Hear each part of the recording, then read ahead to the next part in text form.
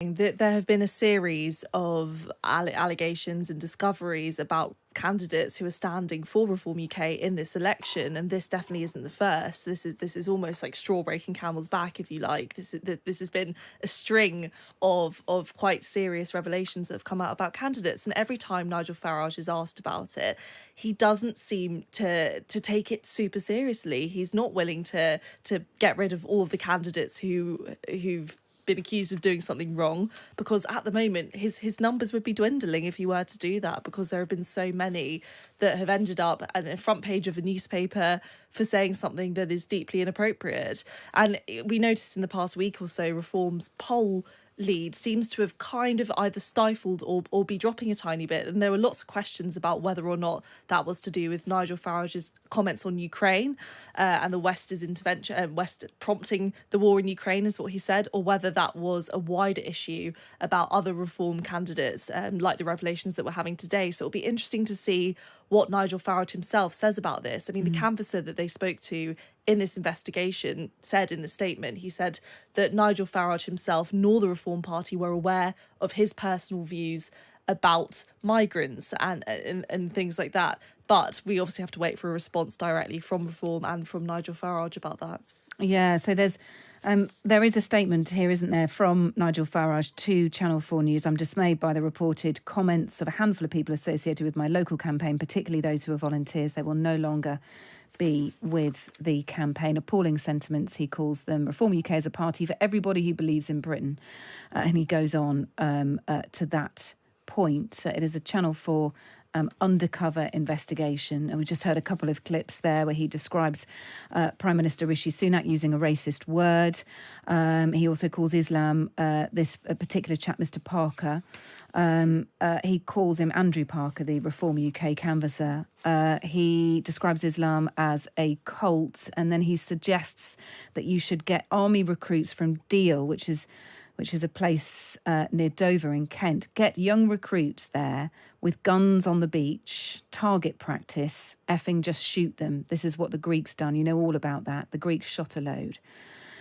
Ring fence Bradford style, and apologies for this language, but it just goes on like this. It is clip after clip after clip of it. Absolutely. And whilst in that statement Nigel is saying that this particular canvasser won't work for Reform UK, it's going to definitely open a can of worms about what Farage's plans are with the other candidates. And because, as I said, this isn't the first of this type of allegation. Sure, this one's probably a little rawer, and the language used is stronger, but this definitely isn't the first candidate or someone who is involved in Reform UK's canvassing who has been found out to be saying things that the majority of the public would find deeply offensive. So I think the statement that Nigel Farage has made about this particular canvasser is probably just going to see him being pushed further about what he's going to do about other candidates that so far have slipped through the cracks. Yeah, we had Ben Habib, the co-deputy leader, on the show yesterday, and he blamed journalism, basically said that a lot of the candidates were being misquoted. It was bad journalism. This was after Facebook messages posts, which we had evidence of. And of course, you can't say that when you're presented with video clips like this. But let's talk about the revelations concerning Reform. First of all, Adam, it's a Channel 4 undercover investigation. The channel has revealed some of the tactics and the shocking language used by members of the Reform UK campaign. The filming was done in Clacton. That is, of course, where Nigel Farage is a candidate. Here's just some of the audio, beginning with a canvasser explaining how the UK should deal with asylum seekers. Get the young recruits there, with guns on the beach, target practice, to shoot them. Racist language was repeatedly used, here directed at the Prime Minister Rishi Sunak. We got it. What's good is he? And homophobia from Farage's inner circle. Did you see that degenerate flag on the front bonnet? What the old Bill doing promoting that crap? And here's another clip where a Reform canvasser gives his views on Islam. All they're interested in doing is taking over, changing everyone to be a Muslim. You see, what the Islamics want, it's horrendous, really. It's sick, mate, sick. It's a cult. Look, I tell you what, if you don't know about Islam, it's the most disgusting cult out. Just a quick reminder for the full list of candidates in Clacton, you can go to whocanivotefor.co.uk. You've just heard a bit of the language in that undercover investigation for Channel 4. How bad is this for Reform UK, Adam? Well, we should say Nigel Farage has been very quick to dissociate himself from it, saying it's unacceptable, that the people in the undercover video will have no further role in the campaign. But he also said to Channel 4, why aren't you reporting about the anti-white comments made by the Labour candidate who is black? So he's still kind of going into that whole racism area. Now, how damaging is it?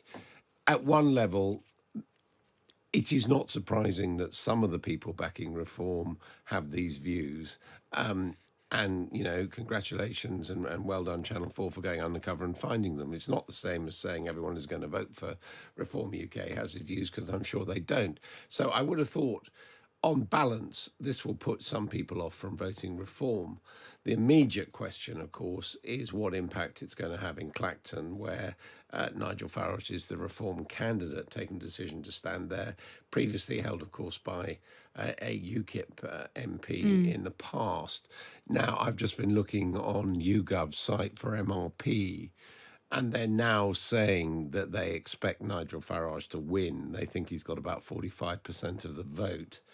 That puts Labour that puts the Conservatives and then Labour a considerable distance behind. And effectively what it means is all the other candidates or all the other votes would have to unite around one person to stop Nigel Farage. In a huge tactical voting. Yeah, so it effort. Doesn't look as if this will shave enough off Nigel Farage's personal following to stop his advance. So damaging, but maybe not so damaging that it puts Nigel Farage out of the picture as the man that the polls say is the favourite to take the constituency of Clacton. As you mentioned, Nigel Farage says he's dismayed at the reprehensible comments from Reform UK campaigners in Clacton, in Essex.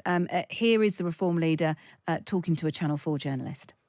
Would you apologise to the Prime Minister for the appalling racist way that one of your campaigners spoke about Rishi Sunak? That was horrible.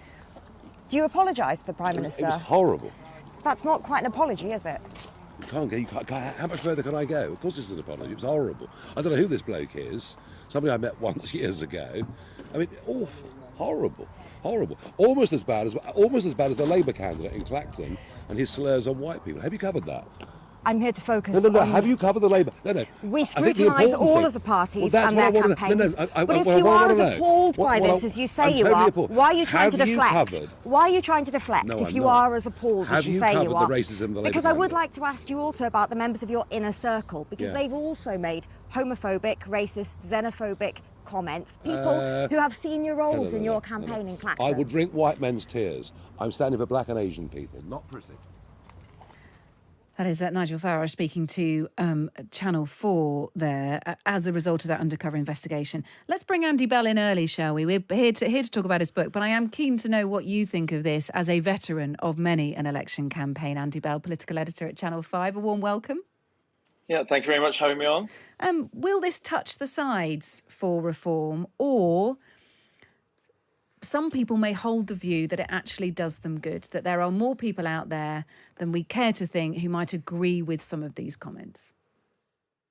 I guess that is always possible. It's difficult to put a figure on that kind of thing. I guess we were just hearing about Adam talking about the chance of Nigel Farage winning in Clacton itself. I guess the big picture as well is obviously what about in other constituencies where Reform UK have been gaining ground and where it looks as if the main people they will be doing damage to are the Conservatives, sort of people who may have voted Conservative in 2019, for instance, who might now be thinking about voting Reform UK. There was already some suggestion in some polling that Nigel Farage's comments about Ukraine and essentially blaming NATO for expanding eastwards, that those comments may have been doing some damage to Reform UK's standing.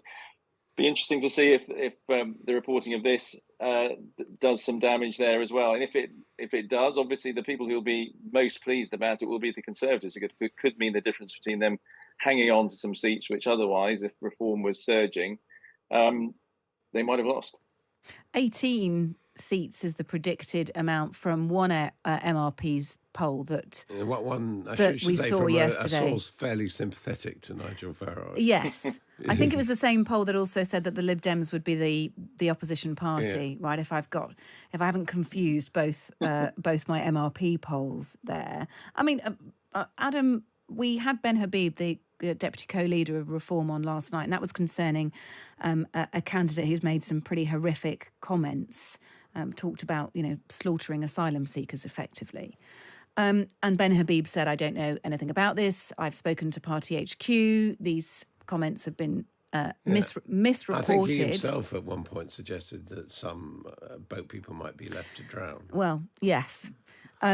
His main steer was, and we basically went through several Reform candidates we are talking about now, but this is all on the same theme. We gave him several examples of Reform candidates who had said pretty awful things, either been linked to pretty awful people or said some damning things. And none of those people had been suspended. And we asked him what it would take for Reform to suspend a candidate, or are they quite happy to just leave this out there? Well, there is a candidate who's done a video at length expounding the so-called Great Replacement theory, which comes out of the United States, which is the theory that black and brown people are trying to squeeze out the white people in countries like this. And he has not, as far as I know, been disciplined. And it was I think we've had two candidates suspended for links to the BNP or a favourable outlook on the BNP. But it was interesting that in that tape we just got from Channel 4, there was someone actually talking about the Great Replacement theory. So clearly this is current in some circles. I would say, I don't know whether Andy agrees, but I would say that one knock-on for this is it makes it much, much more difficult for Nigel Farage to ever try and get into the Conservative Party.